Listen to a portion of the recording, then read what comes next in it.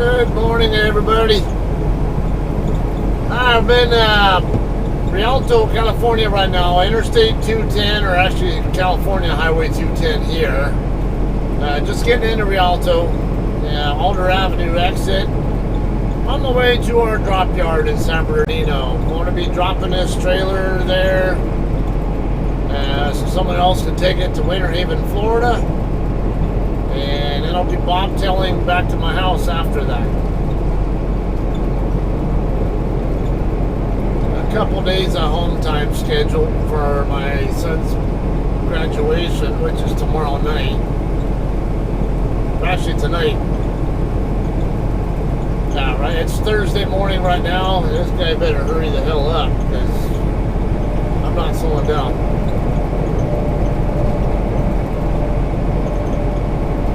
Under 10 miles out from getting off the freeway, at least. Normally I tend to take the 215 down to 5th Street and take 5th across to Del Rosa, but this time, since I'm already on the 210 and I can get off at Del Rosa. I don't tend to like taking that way, but yeah, and that's because the traffic lights. We get traffic lights either way, but I think Del Rosa tends to have a little bit less priority than the east-west streets, so they tend to be more likely to be red, even if there's nobody there. But for the sake of just showing what it's like, I'm gonna go ahead and stay on 210 and use Del Rosa, and it just go straight down to Rosa from the 210, the drop yard.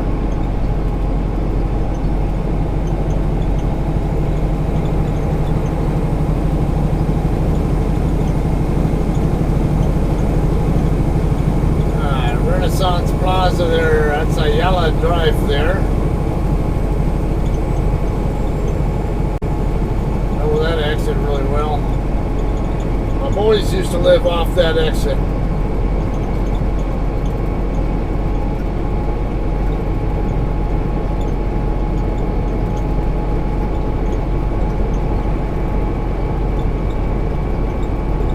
Oklahoma, so I don't get to see them as much anymore, but good thing is they love to watch my YouTube videos. So hi boys, hi Bradley, Christian, love you guys.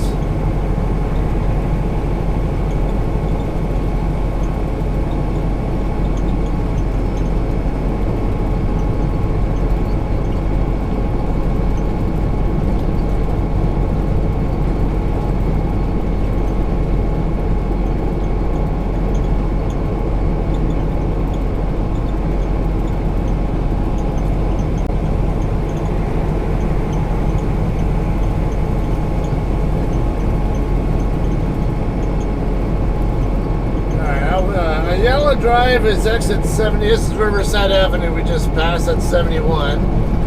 And Del Rosa is 78. So we're 7 miles away at the moment. Just a couple miles out from the 215 freeway. It's a pretty uneventful trip down here from Salinas. Where I picked up this load.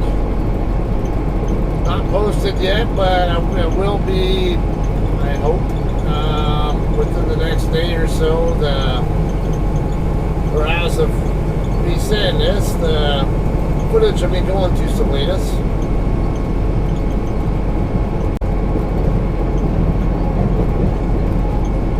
Alright, gonna be crossing underneath the railroad tracks here.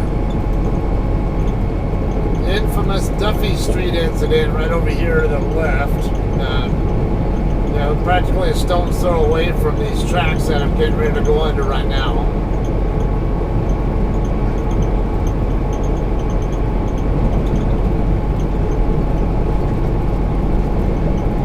Alright, and just getting into the San Bernardino city limits here too.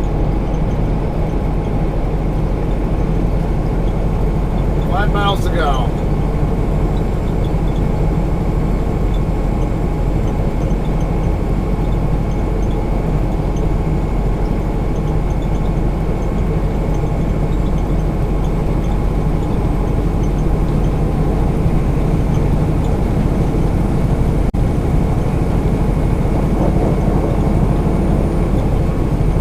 So I ended up scaling this load out in Lost Hills just only as a favor to whoever's taking this load out of the drop yard. So they have kind of an idea what how heavy the load is and how it's distributed. I mean, the BOL is very consistent with what I scaled out at.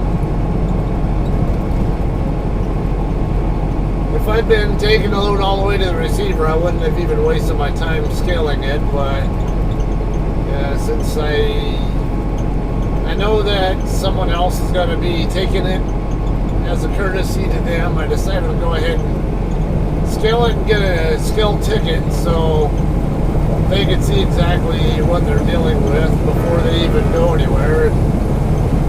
Might, I mean, especially when they see that it only weighs 64,000, and my both my drive and trailer axle weights are not even 30,000 pounds. I think they're like 28 and something else, whatever, 28, 26, or I don't know, something like that. I know it's only 64,000 gross, gross weight though.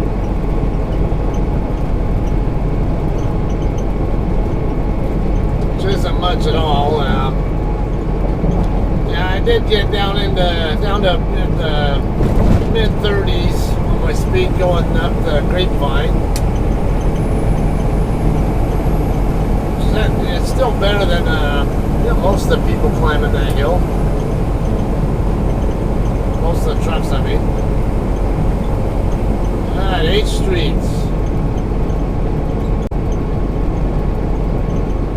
I want to say it's 14th and H, where the original McDonald's was.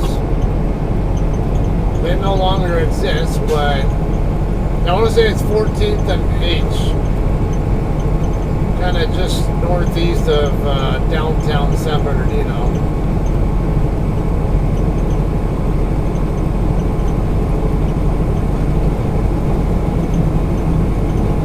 That exit also means we're within 3 miles of our exit.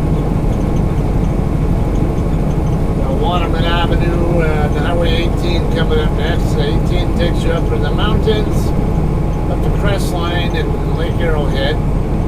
Eventually over toward Burning Springs and Big Bear.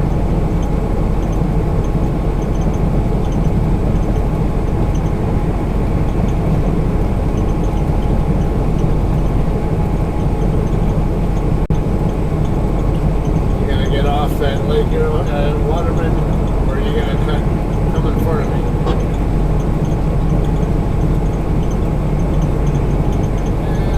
I don't know, you kind of seem like you're slowing down.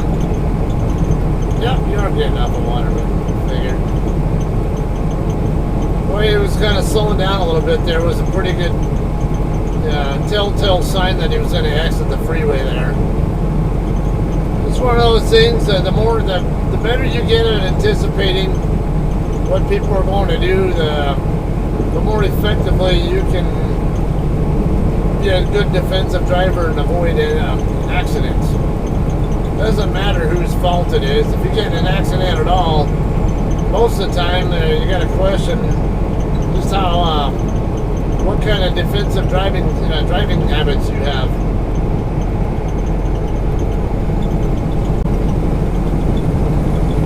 Del Rosa coming up 3/4 mile. Now, a lot of times, I would even say it's worth it to go all the way over to the 5th Street exit in Highland and then come back over. It's kind of overshooting and backtrack, but it's less traffic and fewer lights, and the lights are more often, more likely to be green as well. Going across, I usually take 5th over to, if I go that way at all, which I usually do if I'm coming from the east. I usually take 5th over to Palm, which Palm is, it also turns into Alabama Street, which will intersect with I-10.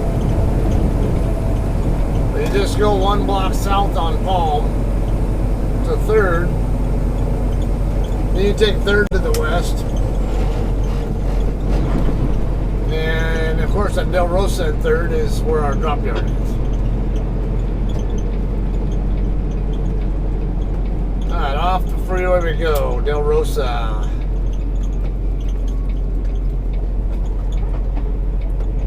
I remember my first time driving around through here in my car. Shut up.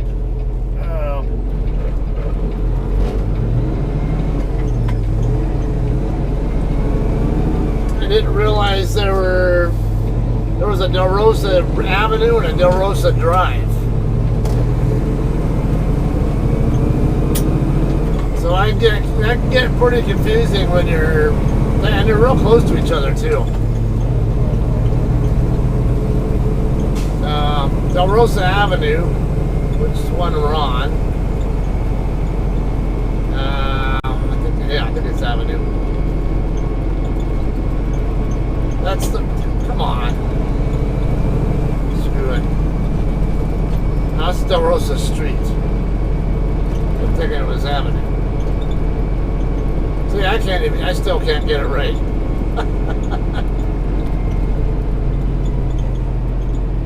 This is Highland Avenue. I used to live not far off this street.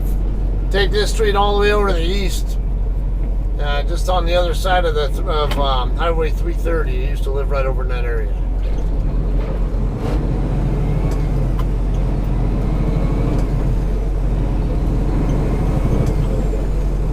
Well, I miss living in that area too. It's a good neighborhood and good.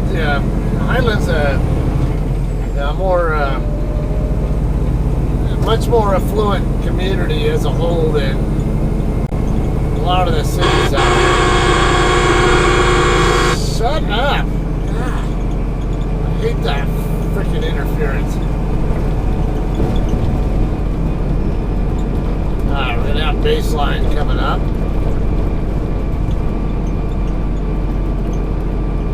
That might have been, I think that might have been Pacific right there. Pacific's the street I lived right off of, actually. No, this is Pacific. So that last light was probably Atlantic. Didn't have any signs, so I can't believe these lights are actually.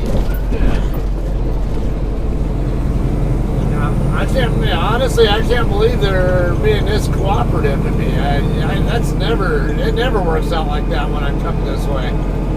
Which is rarely.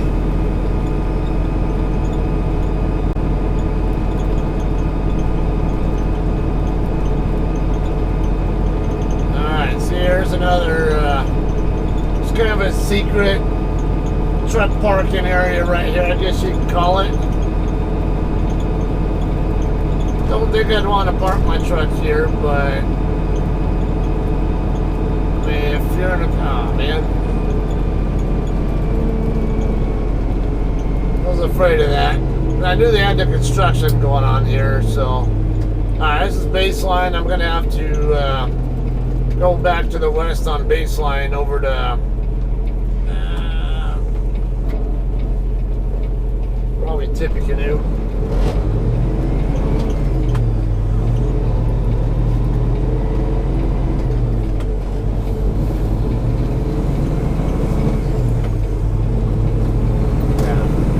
Tippecanoe and then come back over to 5th or 3rd. I usually tend to take 5th across. I guess in hindsight now, I think 215 to 5th Street would have been a better route, but I was kind of hoping they'd be done with that construction there, or at least have the road open back up again.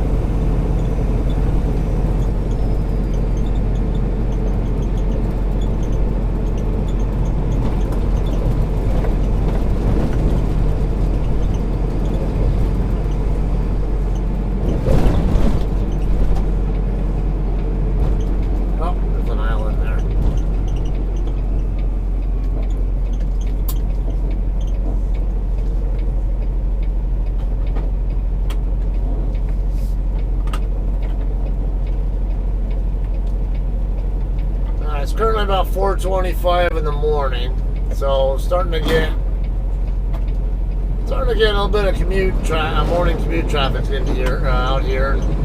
I was seeing a pretty fair amount of it on 210 westbound, even before I even got past the 15 freeway.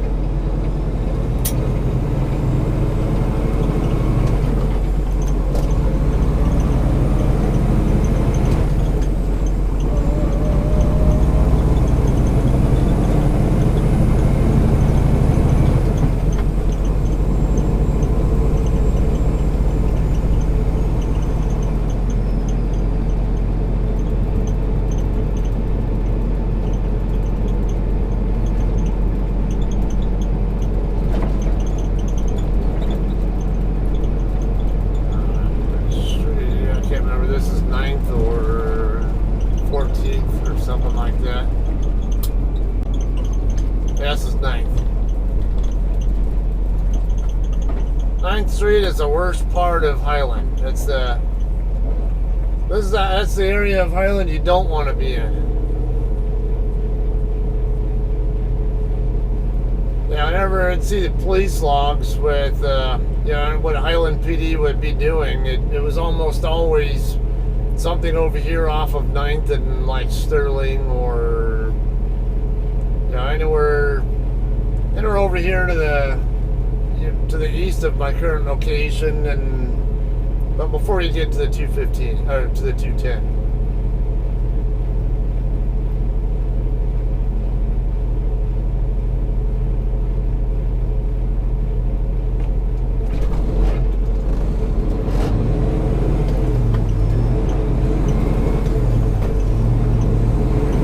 This clutch pedal, so unpredictable.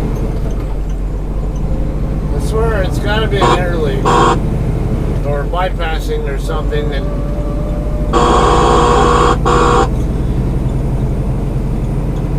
I have to turn my squelch down that far to get that interference to go away.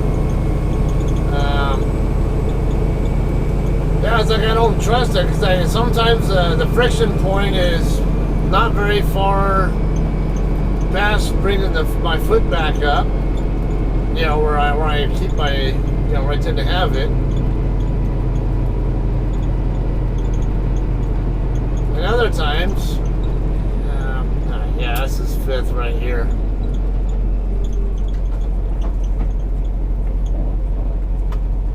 Or this is 6th, actually. And then other times I have to let my foot on further before it starts to grab, and every time I'm starting from a stop now, I don't know what I'm going to get. It's like the box of chocolates or something. Like a box of chocolates. You never know what you're going to get.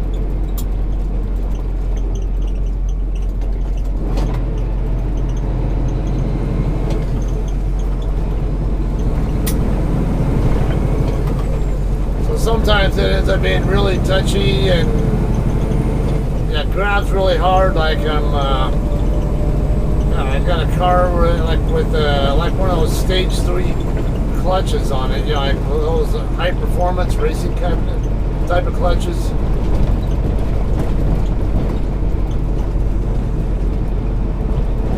And other times it's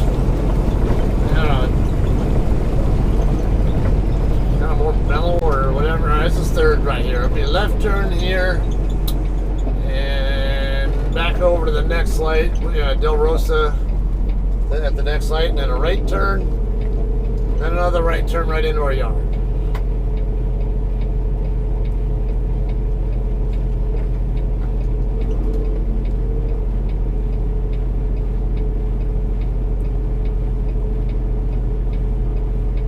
And when I'm at a dead stop, I have a tendency to leave my foot on the clutch pedal, and have it in somewhat, like kind of at my shift spot.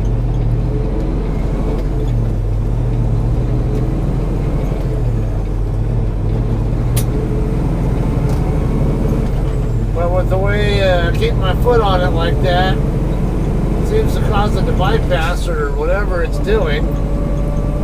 gets me to now where I just put it in neutral and take my foot off the clutch when the pedal when I'm at a stop, and then I'll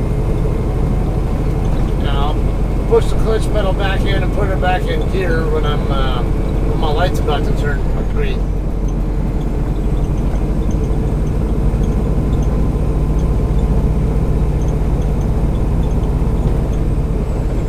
Alright, I see one JCT truck over there in front of those trailers.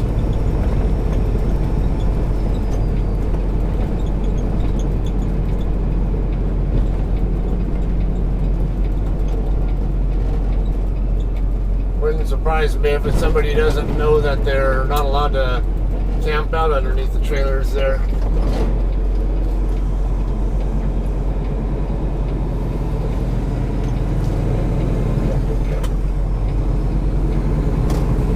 And it's very common to get people who are new to the company, and even if they're not so new to the company, but maybe their first time coming to this drop yard, a lot of times they have no idea they're not allowed to stay under the trailers. It's, where this bobtail is pulling into right now, across the street, is where we're supposed to park if we're going to hang out here. That or right here where these trucks are all hanging out right now is also where we're allowed to park. What do we got here? 4086 Charlie. I think I might have seen that one recently.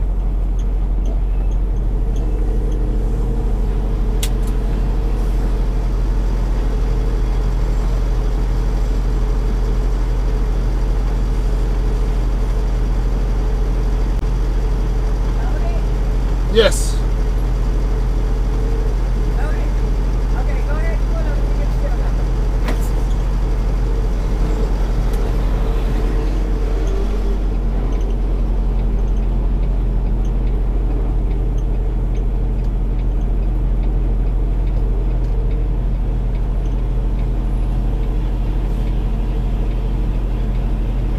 Into pink, but she actually has some pretty cool shoes. I tend to look at shoes a lot.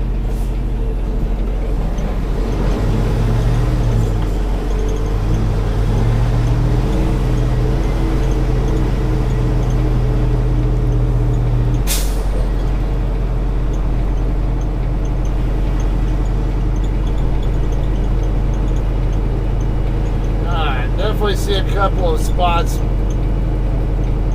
A handful of spots I can work with there.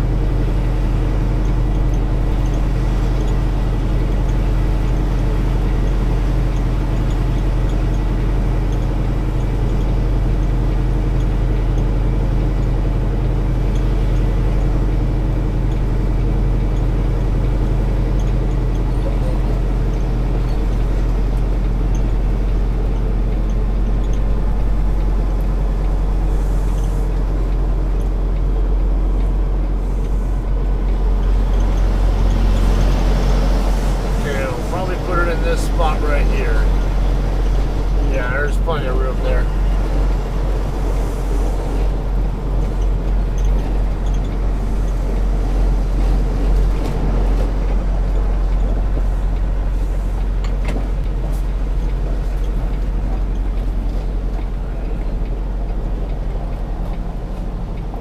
Damn it.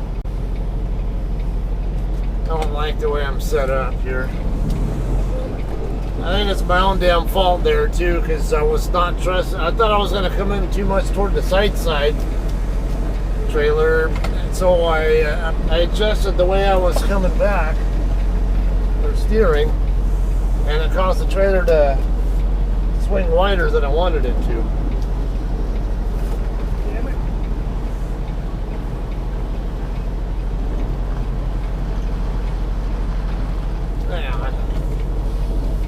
Yeah, I really trashed this setup. Come way over here.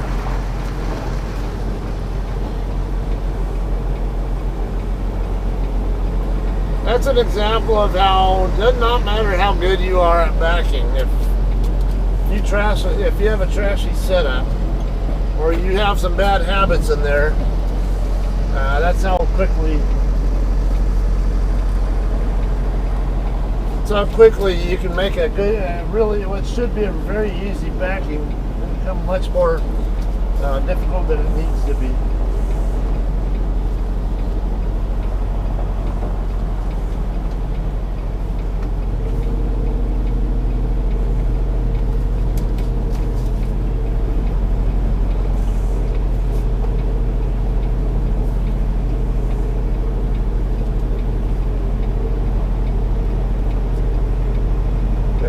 Careful here not to make sure the trailer's not going to start pointing too much toward the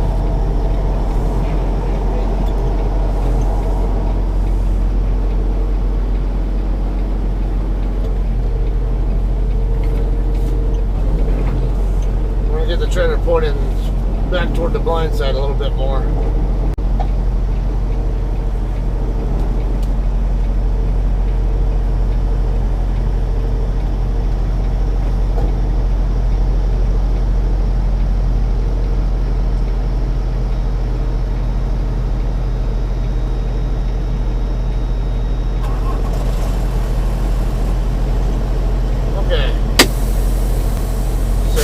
Brakes first.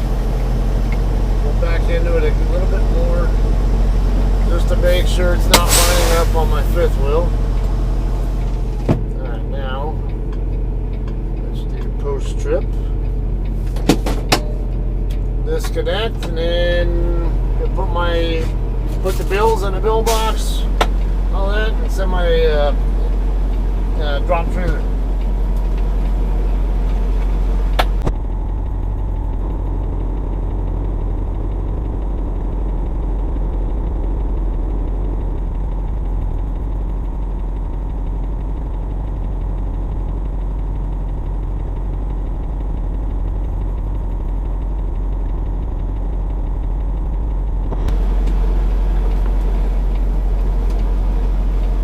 There's a concrete pad there.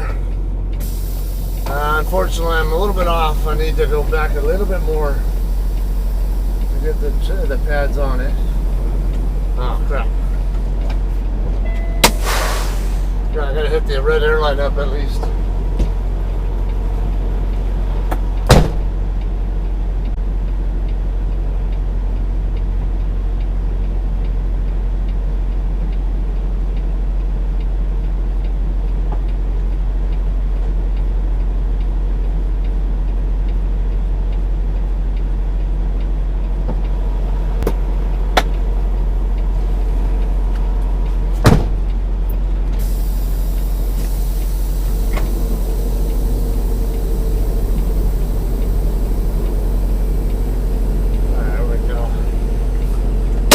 Good now.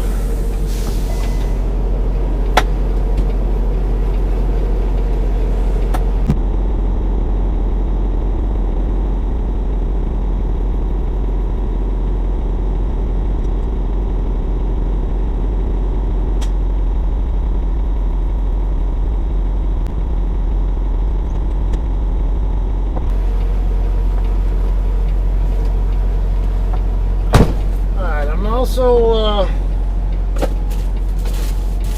losing 3 load locks to this load, so before I leave I'm gonna probably go looking through empty trailers and try to regain at least one, if not all 3 back.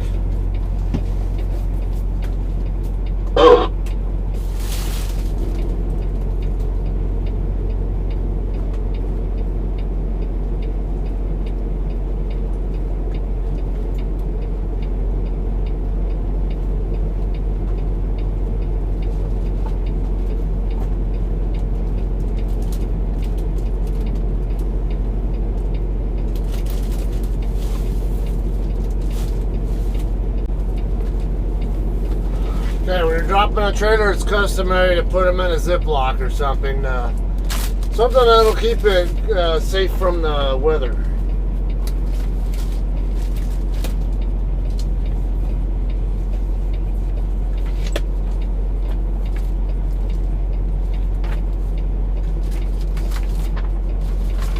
also had to get the registration printed for the trailer, so and if I can get to it, and a scale ticket. So whoever repowers it will see that it's well within limits. 11,580, 27,380, and 25,360. 64,320 was the gross weight.